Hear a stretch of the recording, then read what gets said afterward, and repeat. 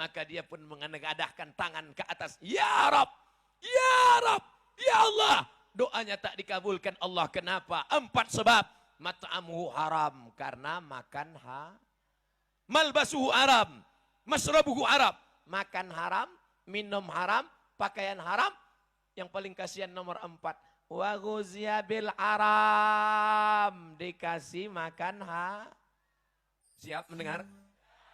Nabi melihat dalam Isra Mi'raj, ada orang perutnya besar, sampai sebesar rumah. Lalu Nabi bertanya kepada Jibril, Jibril, ya ini kenapa besar sekali? Rupanya karena makan haram, bukan makan hati. Makan haram. Jadi dengan Isra Mi'raj ini, hendaknya setelah ini berubah. Yang selama ini makan haram berhentilah. Kerja di kantor camat. Oh, ada orang ngurus KTP, ngurus surat tanah, ambil. Halal apa haram? Nah, nanti yang kerja kantor camat tersinggung. Pasti tak tersinggung kan? Kenapa? Takut mati. Kerja di tempat urusan mengeluarkan SIM, surat izin mengemudi, pas mau tes, tidak lulus. Tapi ada jalur kalau mau cepat. Diterima. Haram. Nanti tersinggung. Tidak kan? Takut mati. Oleh sebab itu maka haram. Apalagi menjelang 17 April ini. Yang haram-haram berkeliaran ini.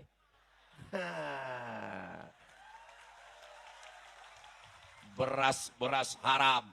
Minyak haram. Gula haram. Sembako haram.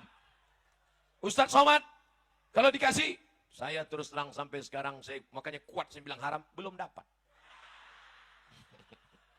Kalau udah dapat nanti dengarlah ceramahnya. Ceramah kita petang ini adalah bagaimana supaya kita hidup ini tenang. Ibu mau tenang? Banyak-banyak beristighfar ya. Astaghfirullah Rabbal baraya. Astaghfirullah minal khataya. Rumah kita diambil orang, tenang. Laki kita dilarikan pelakor, tenang. Itu bukan ceramah, itu pembodohan. Saya ingin menjelaskan, sampai masanya kita harus tegas. Sampai masanya harus berkata tidak. Kalau halal katakan halal, kalau haram katakan haram. Jangan bilang haram karena tak dapat. Begitu dapat, Ustadz, ini ada orang ngasih duit 200 ribu, haram. 2 juta Pak Ustadz.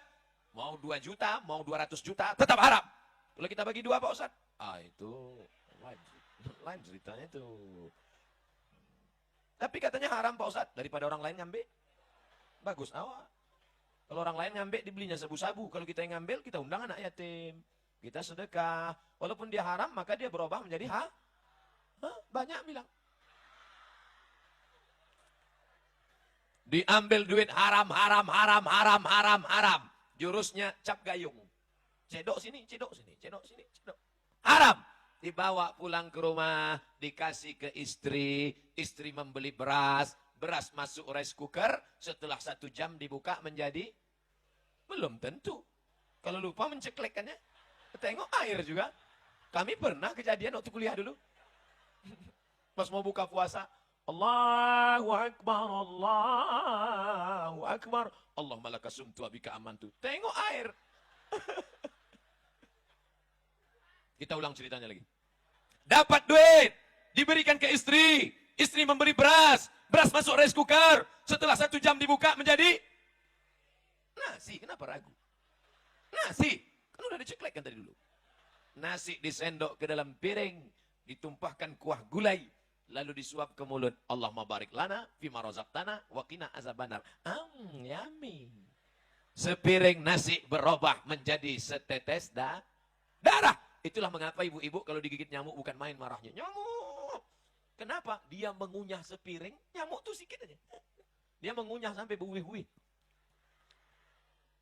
Sepiring nasi berubah menjadi setetes darah. Setetes darah berubah menjadi daging, urat, kulit, lemak, sumsum. Ayyuma lahmin nabata min haramin. Setiap daging, darah, tulang, bulu, kulit, kuku tumbuh dari yang haram. Fannaru aulabi. Tempatnya neraka Makanya tiap hari kita berdoa, Rabbana atina fid dunya hasanah wa fil akhirati hasanah wa qina azabannar. Supaya jangan sampai kena api neraka. Apa sebab masuk neraka? Gara-gara makan haram. Makanya ibu kalau bapak pulang nanti bawa duit. Oh my dear, my darling, buah hati belayan jiwa. Ini abang bawa duit 1 koper. Ini dari mana bang? Aku tak rela kau kasih kami makan haram. Kalau ini haram, kau bawa pergi sana. Serahkan ke istrimu yang kedua. Saya mancing aja. Saya tengok bapak-bapak udah mulai senyum. Ibu itu memang ketawa, tapi urat mukanya keluar. Bapak ibu yang dimuliakan Allah SWT. Abang, biarlah kami susah. Biarlah kami tak makan. Asal jangan kami tersentuh api neraka. Begitu kalau istri solehah. Tapi kalau dapat istri BCL. Tahu BCL? Bini celako. Bang mau haram-haram lah. Aku muak udah hidup susah nih. Na'udzubillah. Mudah-mudahan kalian yang lajang-lajang dapat bini yang solehah-solehah. Yang bilang amin tuh yang lajang. Anak udah 3. Amin. Dia pula yang semangat.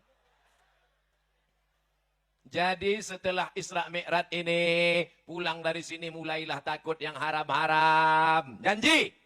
Siap? Jangan ada dusta di antara kita. Yang ketawa anak kecil pula. Macam paham aja dia.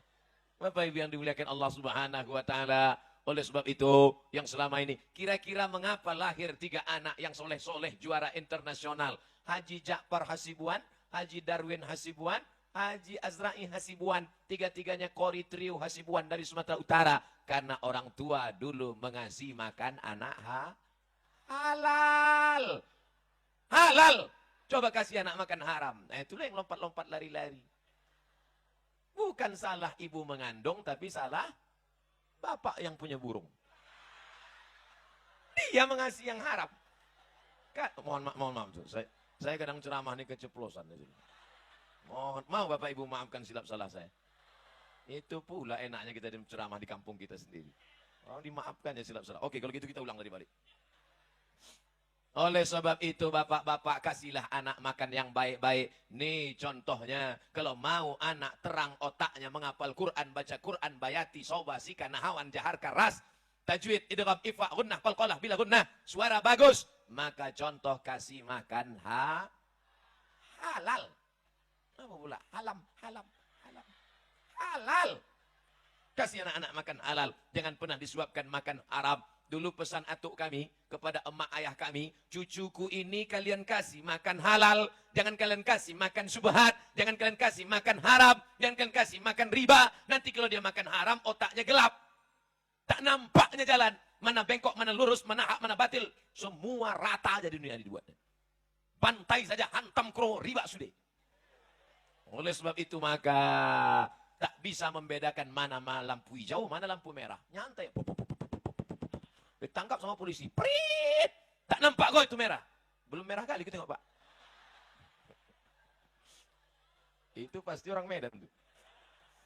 Bapak Ibu yang dimuliakan Allah Subhanahu wa taala. Sedangkan lalu lintas aja ada rambu-rambunya, apalagi hidup.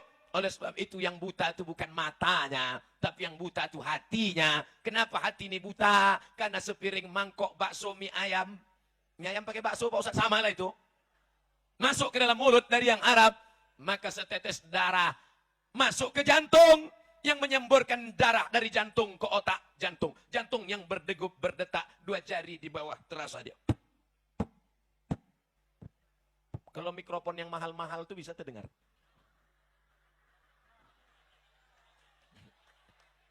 Bapak Ibu, coba rasa, yang dirasa dada sendiri, jangan dada kawan. Itu kalau yang normal. Tapi kalau yang banyak utang. Apa kerja jantung? Berdegup dan berdetak. Apa yang didetakkan jantung? Menyemburkan darah naik ke otak. Kalau darah membawa oksigen, dihembuskan dari jantung ke otak tak sempurna, itulah dia orang mengalami stroke ringan. Oleh sebab itu maka banyak-banyak ruku. Allahu Akbar. Mengalir dia. Menungging pula.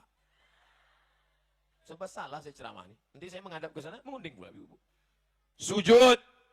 Makin turun dia ke bawah. Itu zohirnya. Tapi batinnya bahwa hati mesti menerangi. Itulah yang disebut dengan hati nur, cahaya.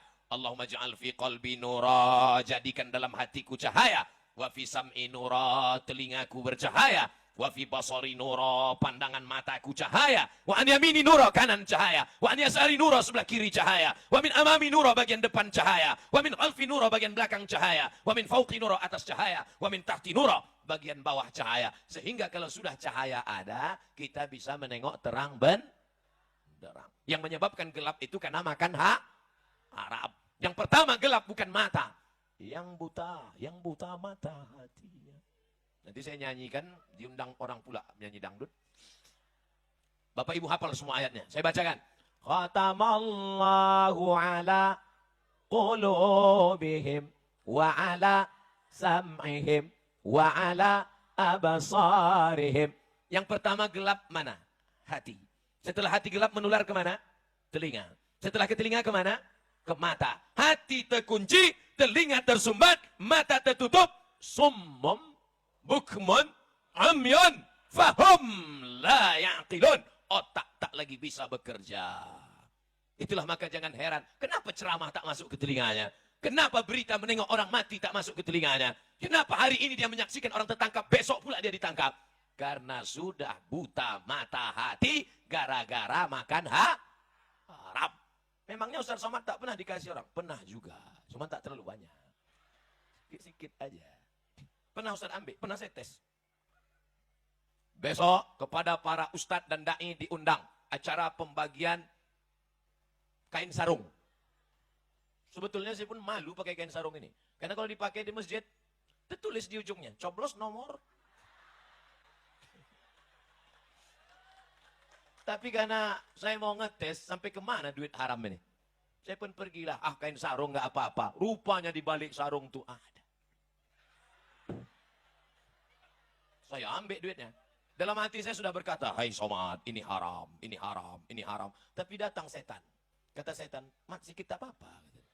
Ambil aja, kau ambil. Habis itu istighfar. Astaghfirullah. Rabbal bara. Kata setan. Rupanya setan itu ada juga baiknya kadang. Saya ambil lah. Saya tengok isinya 1 juta. Buka kunci kendaraan, hidupkan mesin, pas pijak kopling, plum, jebol.